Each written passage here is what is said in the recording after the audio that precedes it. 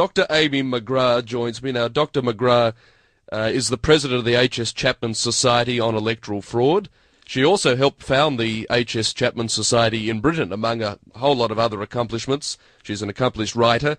And I first came across her work thanks to one of the listeners, but then had the pleasure of meeting Dr. McGrath and have got a copy here in front of me of her latest piece, Wolves in Sheep's Clothing. And I know a number of you have, as we've mentioned this over the last few weeks, wanted to know where you can get it, how you can get it, and Dr. McGrath, I'm told, is now into a third print run, I think, on this. And this morning what we're going to do is go through in some depth her intimate knowledge of what has been going on in regard to the Fabian Society, Agenda 21, the United Nations, left in politics, Gorbachev and more. And it's something I know many of you are very interested in. So without further ado, Dr. Amy McGrath, welcome to the studio. Oh, thank you very much for asking me, and those wonderful hearers of yours out there waiting to hear what I say. Yes, well, you're onto a third print run now, aren't you, with this? Yes, I am. Yes, I am. But give me a rest for a month on issuing the books because I'm a one-man band. I don't know where to start. Perhaps we should start at the beginning, as they say. And this latest tome of yours, Wolves in Sheep's Clothing, is, I guess, tied together with the sinew of the Fabian Society. For the uninitiated, who were the Fabian, or what was the Fabian Society, and where are they now? The Fabians were back in 1884, I'm sorry. They were Marxists, and Marx at that stage had only, 20, 30 years before produced his manifesto. Mm. And the two of them got together. One was Webb, and the other was Shaw, George Bernard Shaw, well, he was a playwright, wasn't he? Yes, Irish playwright. And Webb, his wife seemed to be part of the show. She was running the show. But they decided that they weren't Marxist in the sense that Marx said that the proletariat would rise, and they said the proletariat wouldn't rise, that they only want to improve themselves, but the middle class would destroy itself. Mm. And that was what they would do. But to do that, they had to create a program of what they called creeping communism. In that sense, they said the revolutions wouldn't work. They would pretend to be something nice, who would do all nice things for you, you know, welfare and all the rest of it. Yes. And to hide the fact that they really were going to have a revolution, they built a window. They shared a home. And they built a window in stained glass showing the two of them on their real program with an anvil. Each had an anvil, and the earth was on the anvil, and they each had a hammer on either side to smash the earth. To create a new world order, really, wasn't it? A new world order. Yes. And, of course, on that same window, this is now in the London School of Economics in safekeeping, I think, isn't it? But, as you said, at the British headquarters, on the same window was in the shield a wolf wrapped in the white gown of a sheep. Well, that is right. It was portrayed on the cover. Mm. And so you take them for sheep when they're really wolves. That's quite metaphoric of what they're about, though, isn't it? Yes, yes, it is. I was just crossing my mind. I actually first came across communists because my best friend was a relative of Sidney Webb. Oh. Runs in the blood. Yes, I hadn't told you that. But anyway, the result of that was that G.B. Shaw just got more and more and more outrageous in his support of communism, and when he went to Russia eventually in 1930s. But they started the London School of Economics, and in fact, they trained Lenin. Without them, Lenin wouldn't have existed or gone to Russia.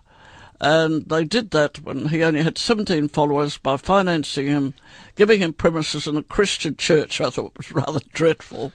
That's right, in Britain, wasn't it? Yes, in Britain. So here we are now in 2013 with that background in mind. We have a Prime Minister who we know is still, as far as I'm aware, a member of the Fabian Society.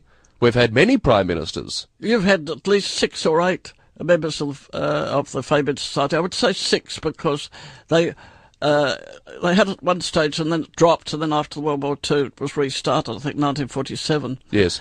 And we've had 6 Fabian Prime Ministers, which means there have been 6 Communist Prime Ministers.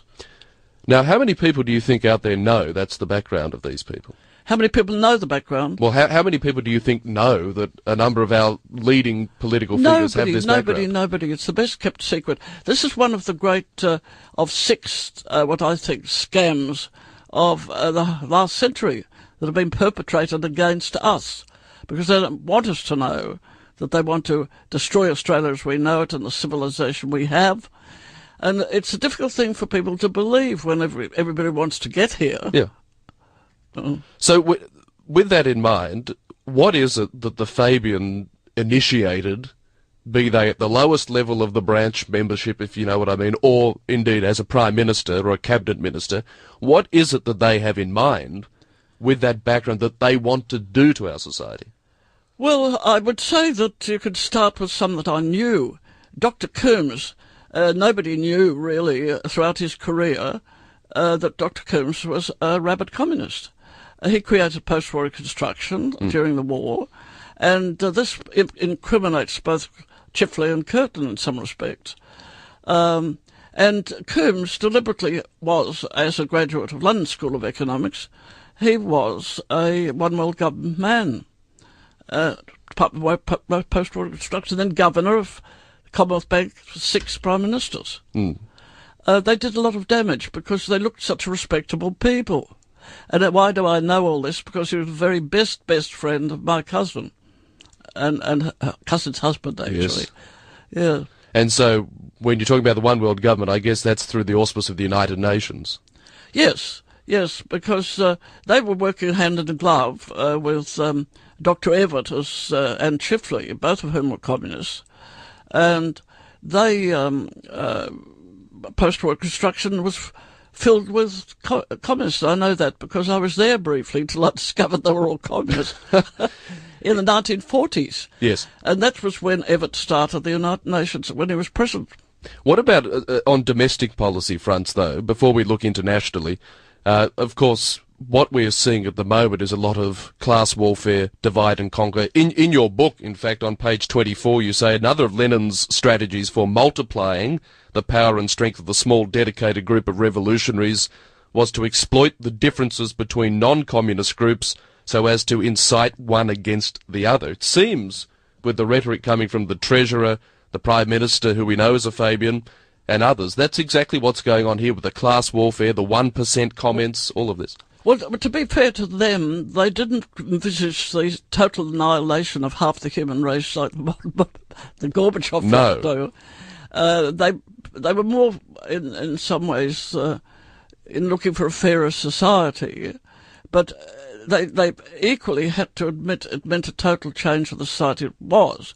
And I don't think people really wanted that to be changed.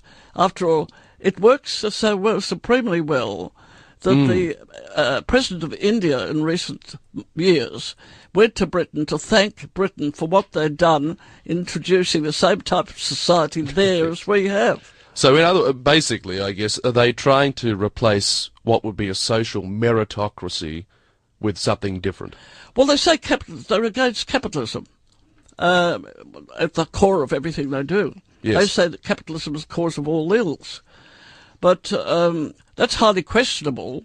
But at the same time, a new element's been introduced, which is in Wolves in Sheep's Clothing, and that is that we're totally new element.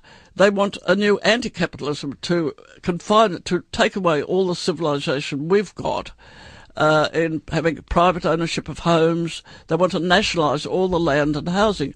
Now that has been, as we know from Russia and China, always been the object, to nationalise all private ownership. And this is, unfortunately, what all these multiple conferences with this vast organisations being developed of people at the top of the pyramid of wanting change. You know, they're all oligarchs. Yes. And ex-leaders, and I make that plain in this book, that they, these people still at the core want to destroy, to create. And this is why the nationalisation of land has been going on for the last 30 years in Australia, advanced by those in power. But I haven't said much about that in this book, much more about the sort of attitude or state of mind that thinks they could destroy private ownership or and also to make the point these people are among us. They're not over there in Europe. Yes.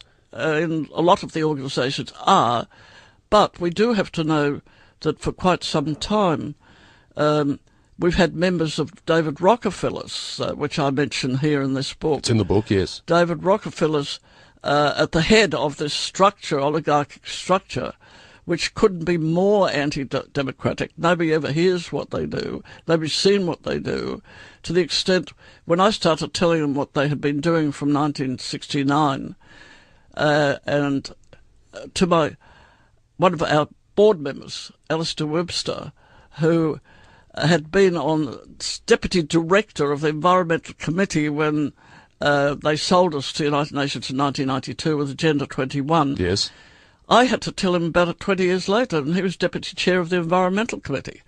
These people kept such a secret, and this is what I'm trying to do, expose the secrecy. Yes.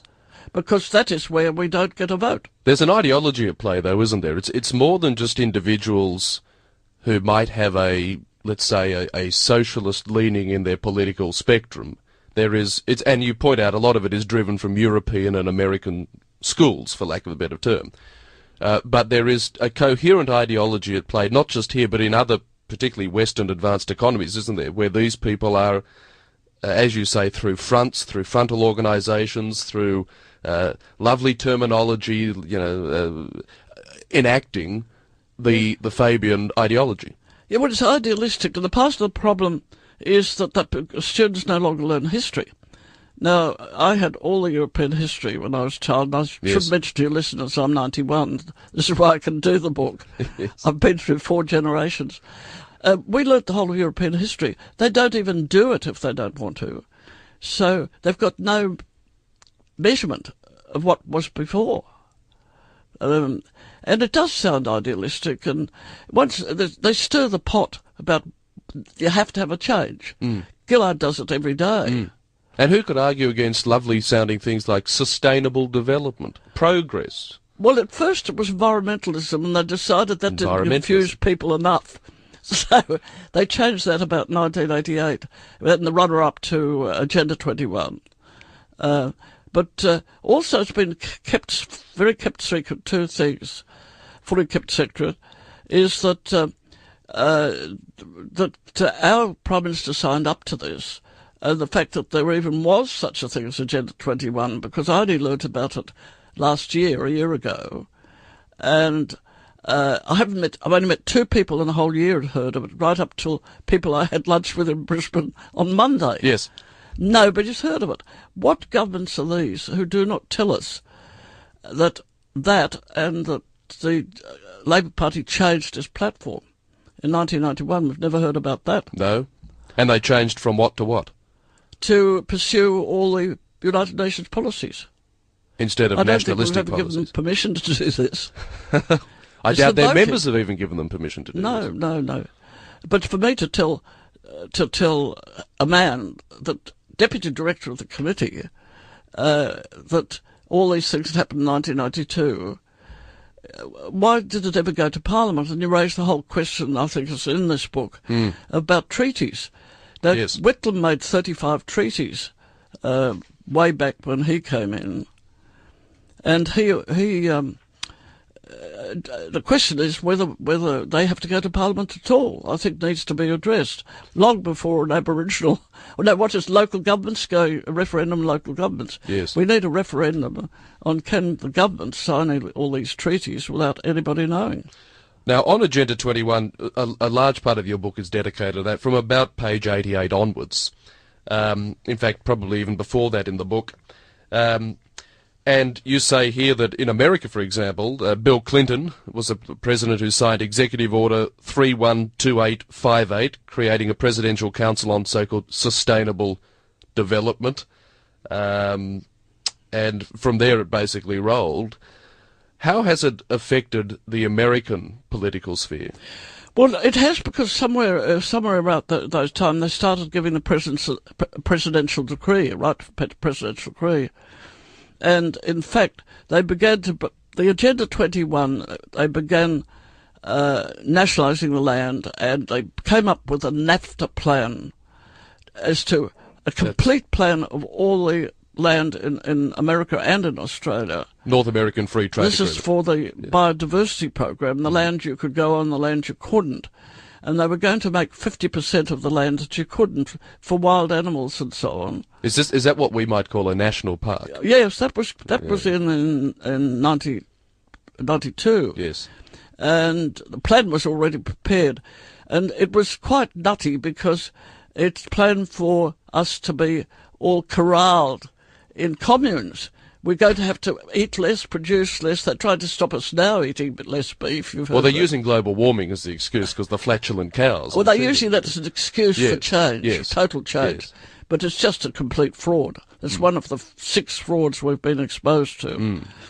And that's how we're forming this organisation, Alliance of Property Rights, like they did in Alabama. The Alliance of Property Rights. Is evict the United Nations, because all this Agenda 21 has been created by the United Nations, which have been dominated by communists since it was founded in 1948. Because you say in the book here, in fact, at the start, page 85 is where it really starts about Agenda 21, and you say, what is Agenda 21? If you do not know about it, you should. And, which is a good point. Further down you say sustainable development, which we just mentioned as the cute, cuddly term for it. Sounds like a nice idea, right? It sounds nice, you say, until you scratch the surface and find that Agenda 21 and sustainable development are really cloaked plans to impose the tenets of social justice / socialism on the world. It's the ideological wolf in sheep's clothing, isn't it? Well, yes, I mean, it's this idea, and these nebulous statements like social justice. In fact, it's what they call governance. It's a very important point you raise. It's what they call governance. And we actually now have the United Nations, because they opened the door for them to come in. We now have a total parallel government run by UN through our mayors. That's why they want to put them in the Constitution. And then they'll knock the states out and we'll have totalitarianism. But these ideas are coming from such a myriad of organisations. I think I make that point. They call it a giant octopus. It's deliberately designed like a terrible cobweb that you'll get stuck in parts of it. That's why we're just going for what they did in Alabama. The first people to do it is evict the United Nations. But they're responsible for the whole web. Is it possible, though? Because there are so many treaties signed, there's so many legal obligations. Of course it is, if we've got the will to do it. They've done it in a number of states now in America. But now, talking about the executive decrees, that Clinton and particularly Obama, they've used executive authority to hire staff to go out pushing the Agenda 21 throughout America. And it's caused a lot of grief. And the reason why... You remember the wild rivers in Queensland? Of course, yes. I've mentioned right at the front of the book, because I only found out the last minute, about the Alabama boys, who were the first to take the UN on, 2 blokes from Rainbow Crossing. One because they'd made in this NAFTA plan his cattle ranch. He was also a pilot. A wild river. He said he was left with the ranch, and he couldn't use the water to water his cattle. And had to pay the taxes. Well, that's why there's been a revolt in America. And Obama has actually used the executive decree 913 times in 3 years. Which is a record, isn't it? And eight presidents before him only used 113 between them. It's as if he's at war with his own people. This is what in 3 years he's done. He's running a dictatorship because it's innate in the progress of this thing. It will move towards totalitarianism. You see, they've got one office down here, ICLEI, in Melbourne, and this was created by Agenda 21. Keating's government opened the door to ICLEI, which was International Local Government Initiatives. And that is why we must understand from this book the background of the people who have signed up to this and biodiversity. Now, the 2 things I should mention that the ICLEI, don't go into this one, that'll be down the track, not far away. But ICLEI is now called Oceania, which is the name of one of the region that we're going to be, number 9 in One World Government. So you've got something, for example, like the One European Union. You've got the European Union. You've got North America. Yes, that's right. Oceania. And we are Oceania. And with New Zealand, we're going to rule together. And Rockefeller at this moment is paying someone to go through Indonesia on our behalf. It's sort of an alternative foreign policy at the moment. We've got an alternative government, which is called governance, who are now walking into people's properties. But this was all generated and has to be understood, the background of the first book here, to understand frightful time the farmers are having because those treaties were signed. Well, of course, yesterday morning I spoke at length to Dr. Amy McGrath, author of Wolves in Sheep's Clothing, about the Fabian Society, in particular the creeping influence of the United Nations Agenda 21 and the unelected, I stress, officials therein making decisions on our behalf, in essence destroying our sovereignty. Well, now in this second part of the discussion, I'd like to move things on a little bit to look at groups like Get Up, issues such as immigration, and individuals of great global influence, such as George Soros and Mikhail Gorbachev. Actually, speaking of Gorby, Dr. McGrath, I wonder if you could tell us about his continued global clout. Now, Gorbachev, glasnost, is a great hoax. It was done to amuse the world. They all gave him standing ovations for breaking up communism and lie to bemuse us. And he was launched in Brisbane. Now, that place, we think we don't matter, but we're the second biggest target in the world because we have more minerals than any other country but one. And we're strategic centre, so we must wake up. We're the most vulnerable country in the world. Now, he came back in 2006. I had lunch with people in Brisbane that didn't even know he'd been there, teaching pagan songs to 10,000 children of Mother Earth. Morris Strong was even battier than he is, as people use the term now. He's off the wall, yes. Battier, because Agenda 21, he had all his Mother Earth hymns outside while they passed all this dreadful legislation. And they formed a university, peace university, in Costa Rica on a mountain where they said Mother Earth Gaia, they worship Gaia, Mother Earth, as the new religion. I think we might going back pre-Egypt. Well, Craig Emerson belongs there, good old Dr. Craig Emerson, you might have seen in The Australian just last week. He was writing a piece about how, we've got to be more loving towards Mother Earth. She's the mother of us all, and, eat less meat, that kind of thing. Well, I mean, I think the trade minister. I think that Gorbachev's gone a bit bonkers because he's adored. Now he's got 3.5 million people in all these offices. Who's paying for all these offices? Is our money supposed to go to the third world paying for his offices? Well, I mean, in other words, Russia is still running him. That's what we have to remember. Yes.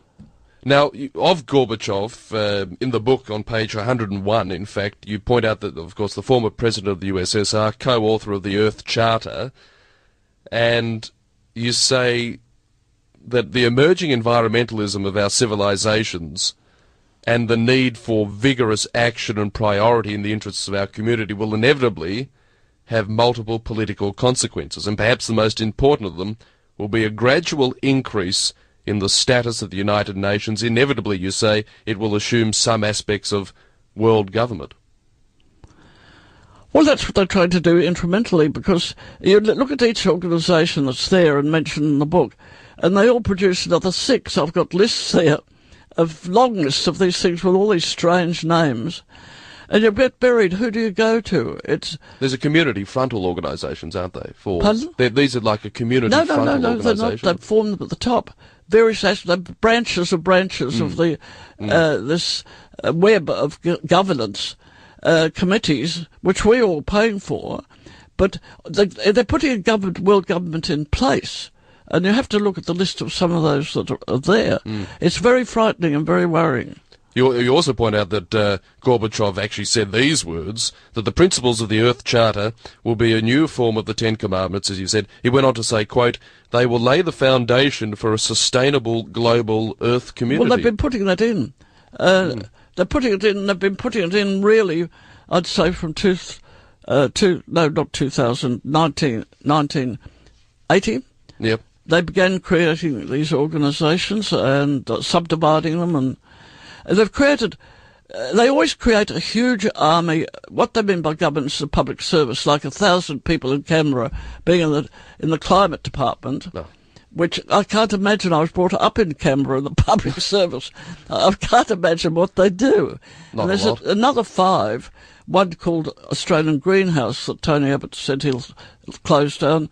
I think he said he'll close down the Climate Department of Commission. Environment. But there's another one, I forget its name, that's doing something in that. See, the biodiversity program, to get back to that, was also part of Agenda 21. Biodiversity is setting aside land. That setting aside land is for the native creatures in Australia. But the bushfires, because they don't do the burn-off, actually, they can get away if it's burnt off. The animals get away mostly and breed. But when you have let it go, they're annihilated. Koalas Yes. will annihilate. Now, all this money is being spent for this biodiversity from the Agenda 21, but it's really setting aside land to obey the protocols of the United Nations. But it doesn't apply here. It might apply in smaller countries. You get these global principles. Of course, if they were true environmentalists, true greenies, they would know these sort of things. But what this proves, and you But point they're this carbon out that they're sinks. not. They're carbon sinks. Carbon sinks, yes. In this absolute nonsense of carbon sinks. It's just dreamland. What they've done is paralyse us with all these programs. But what she doesn't know, that there's no wildlife left. Do you know why? There are 10 million wildcats. They kill up to 5 or God knows how many each night. And there are nearly as many as wild dogs which go in packs, and they're killing sheep all down the Alps in New South Wales.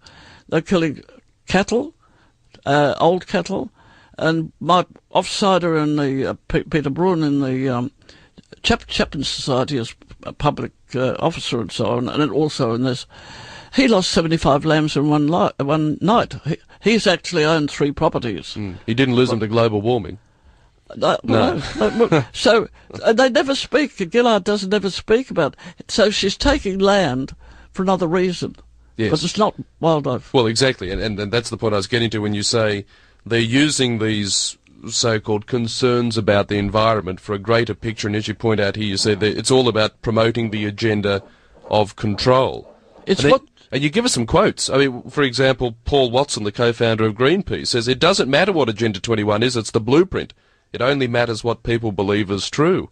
You also point out that Lester Brown from the World Watch Institute said this, quote, nations are in effect ceding portions of their sovereignty to the international community and beginning to evolve a new system of international environmental government as a means of solving otherwise unmanageable problems.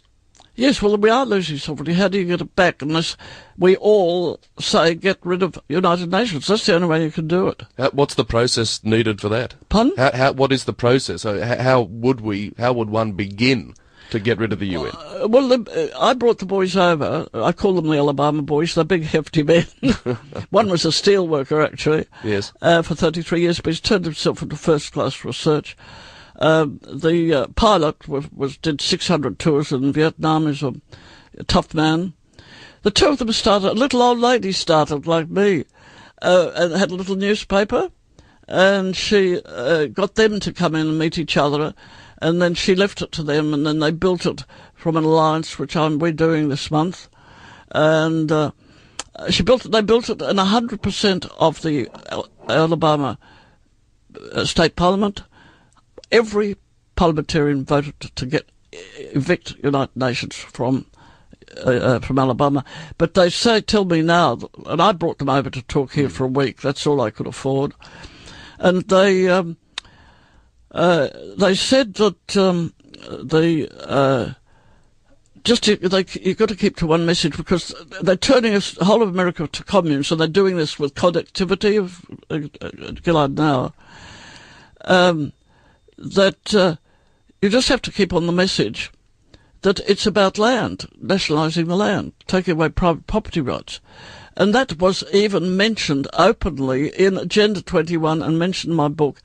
That was mentioned, but it seemed to pass over everybody's head. Why? Yeah, why is it? Because the journalists aren't across what's going on. Why is it that a lot of this just seems to be completely news to people? Is it because journalists aren't doing their job? We were never told that it was about nationalisation of land. That's in my book. We were never told. I think there's that to it. I don't think. I would like to know whether it even went to a committee in the Parliament. But as I say. Alistair was secretary, deputy in the committee, and he never heard. So I think it didn't. Nobody were told. So it's an inside club job, basically. But what Keating had done beforehand, he'd had conferences just beforehand to bring local mayors into it, so he knew beforehand what they were going to do, bring them in. So they've got to ask questions. People didn't ask questions. I think the other thing is, when you look at it, unless you've got a lot of time, nobody has. And the people who are looking at now, small business people who are buying the book, I found 21 went to an ex-car salesman who ran, car yard. Yes. 6 went to a man who ran a dry cleaning business. They felt vulnerable, but I said, before I knew about it, I'd said to someone who asked me what I thought was wrong, and I said, what I noticed, being old, is that I was close to the fact that the whole of Europe, we all were paralysed about 1935 because they didn't believe Hitler would do what he said he would do. Yeah. And I just think it's so beyond belief that reasonable Australians would not even think that might happen. Yeah. Would you? I wouldn't have. Well, we have a malaise of honesty, I suppose, about us. It was always considered utopia. Mm. It always seen as utopia. We still think of it being too far away to happen, but I happen to be old enough to know that there were 6 divisions of American troops, 400 k's from the Australian wars. And I know how vulnerable we were at that time and spoken to many people. But these generations wouldn't know that. And it just sounds as though people are playing word games. Yes. When they're deadly serious, it sounds like something you do on TV when people play board games, doesn't it? Well, it does, but then you see you get the words of Professor Schneider, for example, who you have in the book here on page 97, Stanford Professor of Climatology, the lead author, of course, of the IPCC UN reports, where he says, using environmentalism again to enact all of this, we need, he says, to get some broad-based support to capture the public's imagination. So we have to offer up scary scenarios, make simplified dramatic statements. Well, I've said to people recently, what they've done is they've wasted energy on negative arguments. They're believing it's true because they're made to think it's true, and it's absolute. I've got a quote in there of how they sat down to think of the thing that would most deceive us, be likely to, deflect us from even noticing what they were doing. But it's just something so unimaginable out here, and the farmers who are been affected too, on their own. They've got no way of getting a voice. They're out there. They're out there, aren't they? And here we are in the city. But because we've got the huge cities, unlike Britain, where you're always amid the farmers. Yes. We've got a special problem, but the thing was to give a single target, to have a target, positive target that cut through it. And that's just up the front page of that book. I recommend everybody look at the story about Alabama. Yes.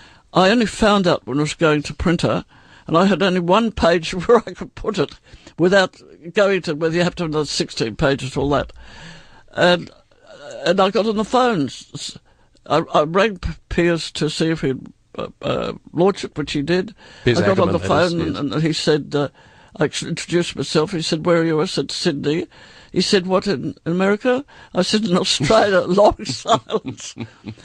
Because he had the answer. And I said to them that they were like Martin Luther, the whole of the Catholic empire, as it were, with the things on the door, said that's what you've done. Yes. You've gone, started and done something, and it's now national policy of the Republican Party.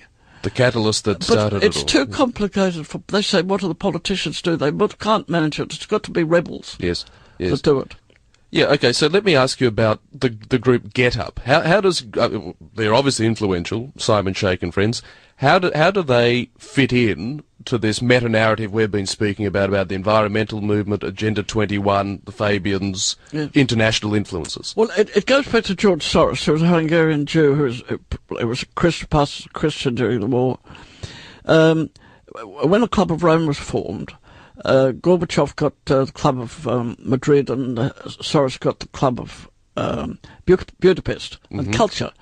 He broke the Bank of England, took the money and started broking on coloured revolutions, orange or brown or blue, in a sway through Central Asia, Ukraine and so on and so forth, where he smothered them with welfare, which is what Gillard does daily, and makes them puppets, really, of now that you know how to get out of it. You get all these things, how to get out of it. That's our problem for Tony Abbott. Addicted to welfare. And then they broke, and then they get rebels, and they, like Greece, and they go to, they change the regime.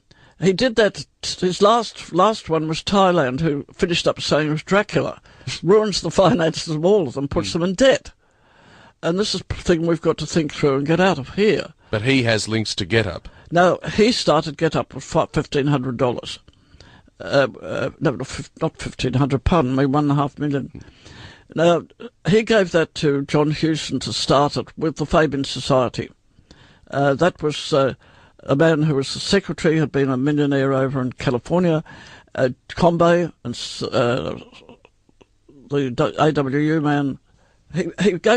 He gave him $1.5 million to his seed money to do it. He brought over two boys that worked in America out of Yale, two Australians, in a very seedy program to get Clinton back called Move On, for which the IBM heir gave them a lot of money to do it.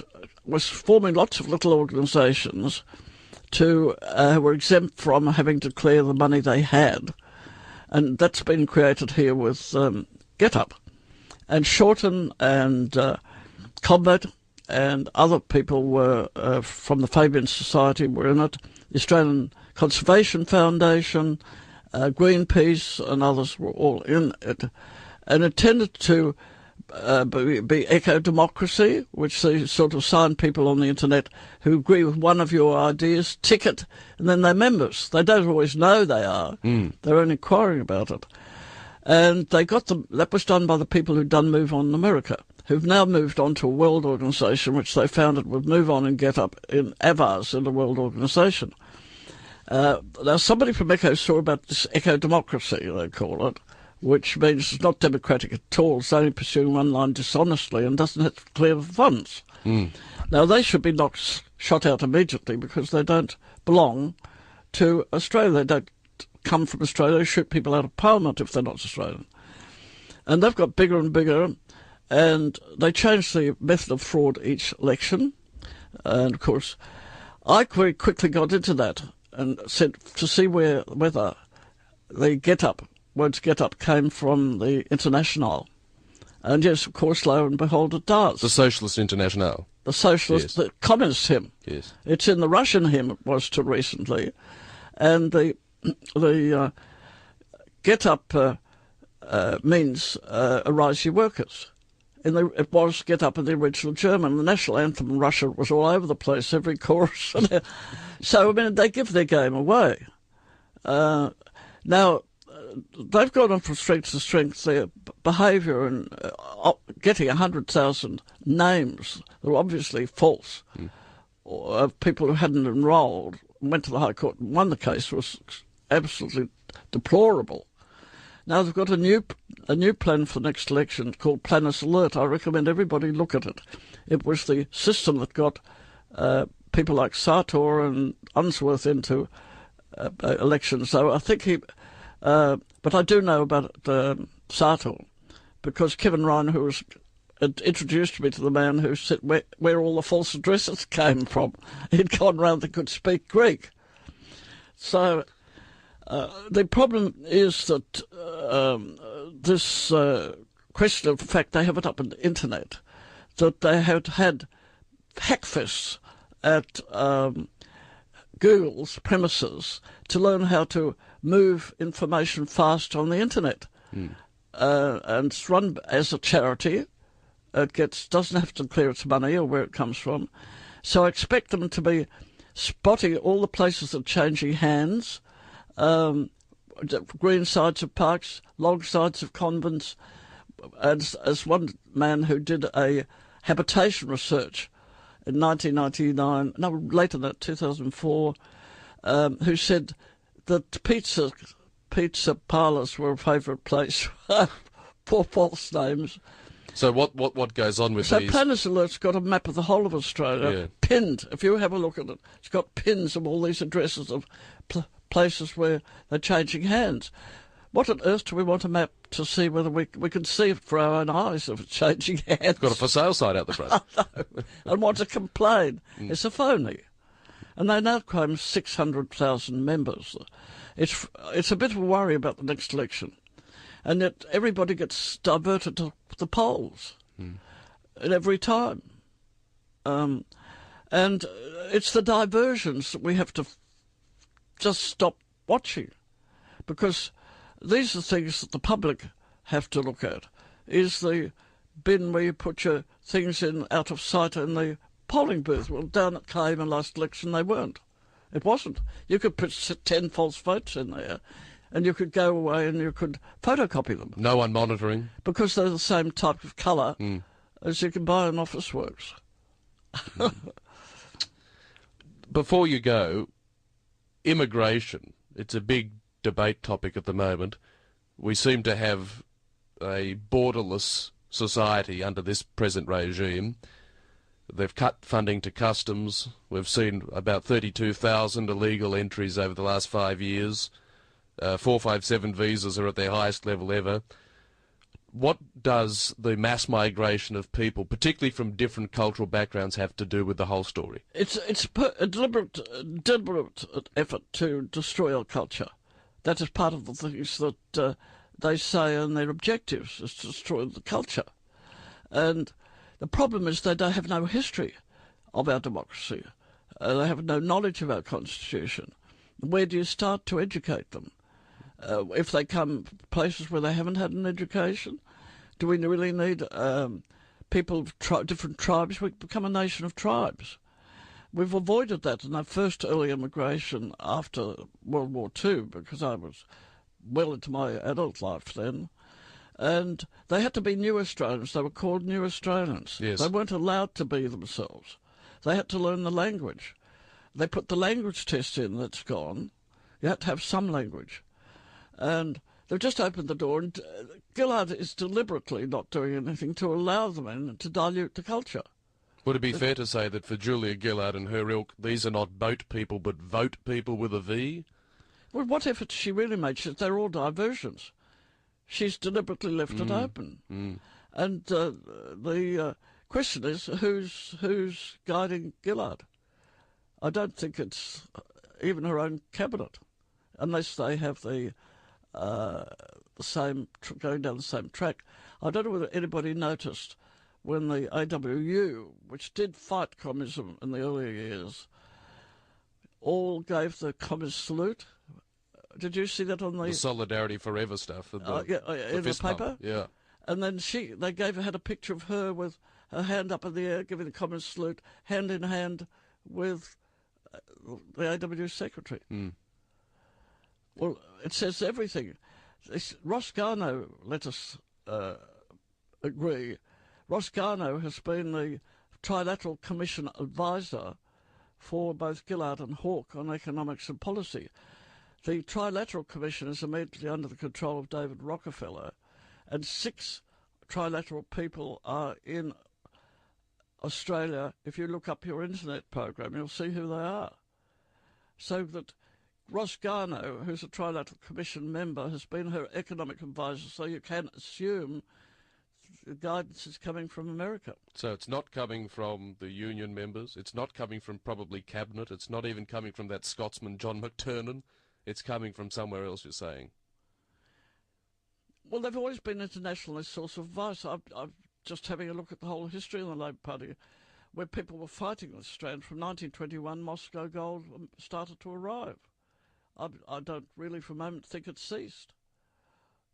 Fascinating. Now, Dr. Amy McGrath, you've got the book out, as we said, which was the catalyst for this discussion, Wolves in Sheep's Clothing. You're into about your 150th reprint because it's so popular. If people want to get a copy, they still can, can't they?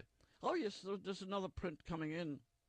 Look, only this time I'm charging. The free's gone. I'm charging the cost per copy, which is $10. But I do want to thank those people out there who've been absolutely fabulous in their response to it. Well, thank you for writing the book. It's so much in there that is of importance. There's so much that people, I think, will learn. And it's been a pleasure having you in the studio to talk with us this morning.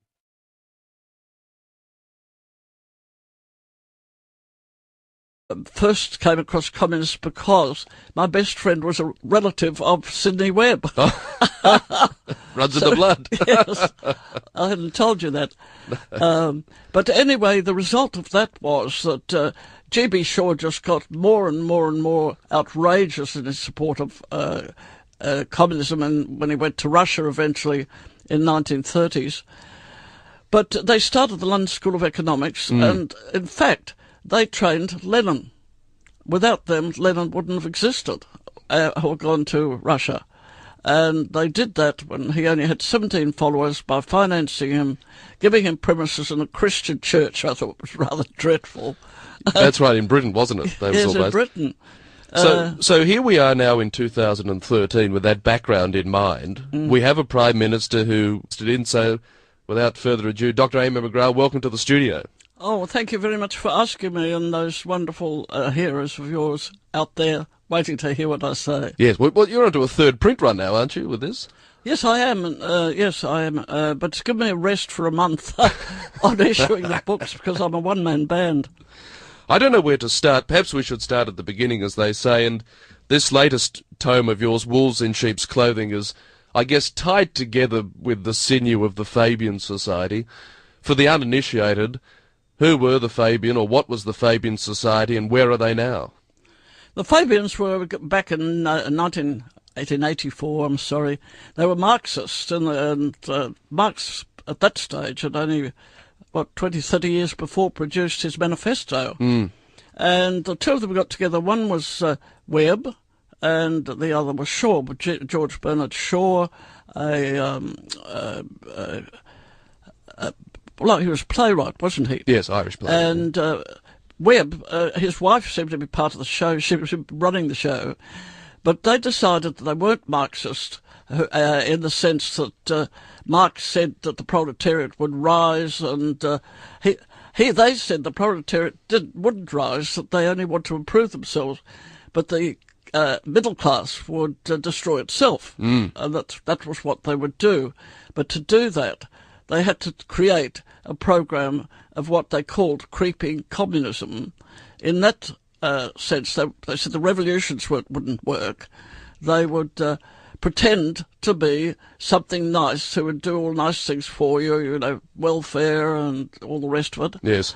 And to hide the fact that they really were going to have a revolution, they built a window. They shared a home. And they built a window in stained glass showing the two of them on their real program with an anvil. Each had an anvil, and the earth was on the anvil, and they each had a hammer on either side to smash the earth. To create a new world order, really, wasn't it? A new world order. Yes. And, of course, on that same window, this is now in the London School of Economics in safekeeping, I think, isn't it? But, as you say, at the British headquarters, on the same window was in the shield a wolf wrapped in the white gown of a sheep. Well, that is right. It was portrayed on the cover. And so you take them for sheep when they're really wolves. That's quite metaphoric of what they're about, though, isn't it? Yes, yes, it is. I was just crossing my mind. Dr. Amy McGrath joins me now. Dr. McGrath is the president of the H.S. Chapman Society on Electoral Fraud. She also helped found the H.S. Chapman Society in Britain, among a whole lot of other accomplishments. She's an accomplished writer. And I first came across her work thanks to one of the listeners, but then had the pleasure of meeting Dr. McGrath and have got a copy here in front of me of her latest piece, Wolves in Sheep's Clothing. and I know a number of you have, as we've mentioned this over the last few weeks, wanted to know where you can get it, how you can get it, and Dr. McGrath, I'm told, is now into a third print run, I think, on this. And this morning what we're going to do is go through in some depth her intimate knowledge of what has been going on in regard to the Fabian Society, Agenda 21, the United Nations, left in politics, Gorbachev and more. And it's something I know many of you were very interested in.